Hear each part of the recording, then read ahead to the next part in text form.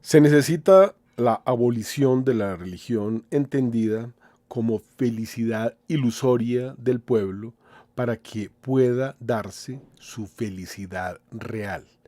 Escribió Carlos Marx en el ensayo titulado Crítica de la filosofía del derecho de Hegel, publicada en 1844. Para Lenin, todas las formas de religión son órganos de reacción burguesa, llamados a defender la explotación de la clase obrera. La opresión religiosa es una de las formas de consolidar la explotación económica. La religión es el opio del pueblo. Rusia hizo un juicio contra Dios. Lo declaró culpable y le aplicó la pena de muerte. Fue fusilado simbólicamente. Según cifras oficiales publicadas por el gobierno ruso en 1995 a través de la Comisión Estatal de Rusia, 45.000 templos ortodoxos fueron destruidos y aproximadamente 200.000 sacerdotes, monjes y monjas ortodoxas fueron asesinados en la Unión Soviética. 1.240 templos católicos fueron convertidos en mercados o urinarios públicos. No se sabe cuántos católicos fueron asesinados. Lo mismo hicieron los comunistas españoles en la Revolución del 36. The God of the Gulag, o El Dios del Gulag, un estudio de más de 1.000 páginas, dice: sabemos que murieron cerca de 110.000 sacerdotes ortodoxos en las 2 primeras décadas, y con respecto a los católicos, tenemos datos solo de Rusia: 421 sacerdotes y 962 laicos ejecutados. Si incluimos toda la Unión Soviética y los países del este, salen miles más, afirmó Luxmore, autor del estudio. El obispo húngaro Vilmos Apor, beatificado por Juan Pablo II en 1997, fue el primer mártir del comunismo en ser reconocido por la Iglesia Católica. Desde entonces, cerca de 80 mártires del comunismo han sido beatificados, mientras los ortodoxos han beatificado ya a más de 2.000. El problema es que mataron a todos los testigos. De lo contrario, serían quizás cientos de miles. Solo en Ucrania católica mataron a más de 20 millones. En el período bolchevique, los perseguidores simplemente iban a las iglesias y mataban a todos los que encontraban allí. Al padre Konstantin Budkiewicz, que organizó la resistencia pacífica, le dispararon simplemente mientras bajaba las escaleras de la cárcel de la Lubyanka, la noche de la vigilia pascual de 1923.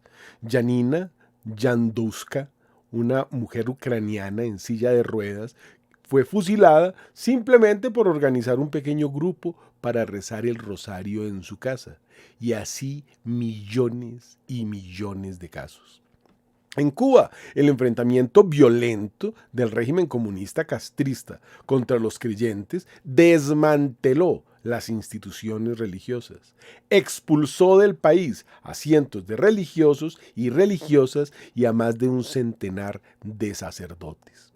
Lo mismo en China y sigue contando. Cuando Stalin tomó el control de la Rusia soviética, uno de sus planes fue debilitar la influencia de la Iglesia Católica para eliminarla enteramente. Un punto central del plan fue la infiltración de seminaristas con jóvenes que tenían como tarea minar el código moral de la Iglesia.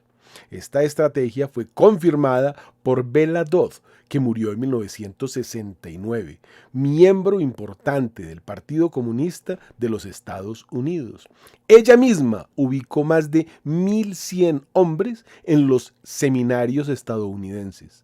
Dodd reveló que bajo órdenes de Stalin, hombres inmorales, especialmente homosexuales, fueron introducidos en los seminarios y en la iglesia. Dodd no solo revela el plan de infiltración, sino también la conexión entre el comunismo y la homosexualidad. El centro anticatólico se llamaba Lubyanka, donde experimentaron con mujeres inseminadas con semen de chimpancés, cuyos horrores superan cualquier otro en la historia humana, donde en el nombre de la ciencia se desarrollaron todas las atrocidades para destruir el cristianismo. El cuartel general del Servicio Federal de Seguridad, FSB, anteriormente KGB, junto con la NKVD, la policía secreta, y las voluntarias rusas que participaron en sus experimentos, fueron ejecutadas para que no pudieran contar su experiencia con los monstruos que habían parido. En 1992, algunos de los documentos custodiados en el cuartel de Lubyanka, en Moscú, llegaron a Inglaterra.